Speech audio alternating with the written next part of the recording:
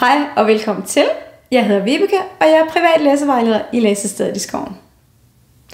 I dag skal du og dit barn have gang i en gætteleg. I skal nemlig øve de store bogstavers former og navne ved at lege gætteleg.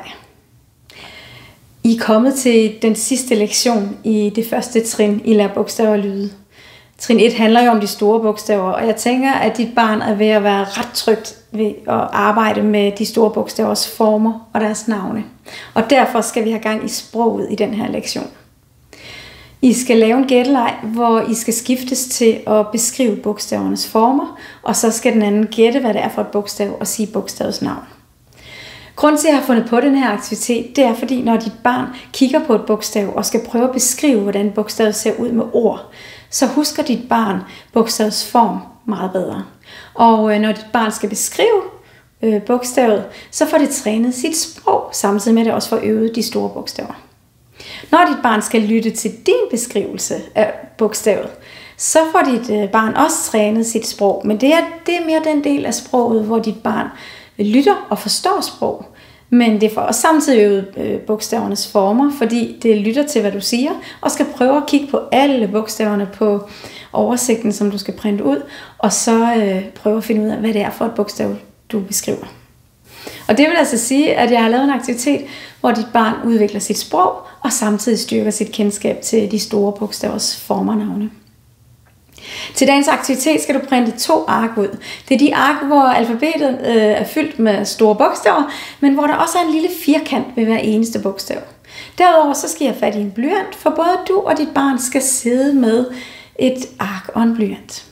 Du skal starte, fordi det er ligesom dig, der skal vise dit barn, hvordan man gør det her. Og så beskriver du et bogstav. Du må ikke sige bogstavets navn, men du skal prøve at fortælle, hvordan bogstavet ser ud.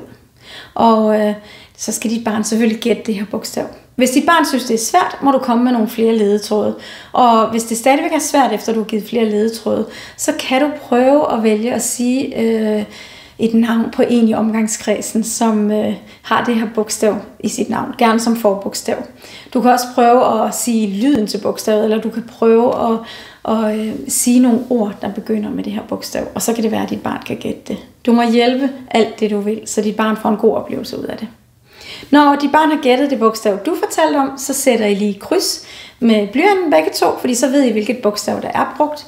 Og så er det dit barns tur. Og dit barn skal fortælle om et bogstav, og du må jo gøre dit bedste for at prøve at gætte det. Hvis du synes, det er svært at gætte, så må du sige til dit barn, jeg synes, det er svært. Kan du ikke give mig nogle flere ledetråde? Hvis du gerne vil have, at dit barn kommer til at øve sit sprog mere, hvis dit barn er en lille smule udfordret på at bruge sit sprog, jamen så kan det jo godt være, at du har rigtig svært ved at gætte de her bogstaver og beder om lidt flere ledetråde for at hjælpe dit barn med at øve sit sprog også, oven i at øve de store bogstavers former og navne. I bliver jo ved med at skiftes til at beskrive og til at gætte, og I husker at sætte kryds, og hvis I er friske på det, så bliver I jo ved til, at der er kryds ved alle bogstaverne på arket. Bliver dit barn træt, så er det helt okay at slutte legen med at gætte bogstaver lidt før. Det må du mærke efter, for du kender dit barn bedst. Og så er det jo sådan, at I vender tilbage til videoen, når I er færdige og lige ser den sidste lille slutning. Er I friske på det, så er der jo en efteropgave, som I kan lave lige efter, at I har lavet gætteleg. Og efteropgaven, det er her, hvor I prøver at sætte dit barn til at sige bogstavernes navne igen, ligesom I gjorde i foropgaven. Og så prøv at finde ud af, om der er en forskel nu, hvor I har lavet alt det her sjove leg med bogstaver.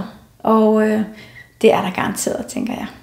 Men nu vil jeg sige tak for nu, og så vil jeg ønske jer rigtig god fornøjelse med gættelegen.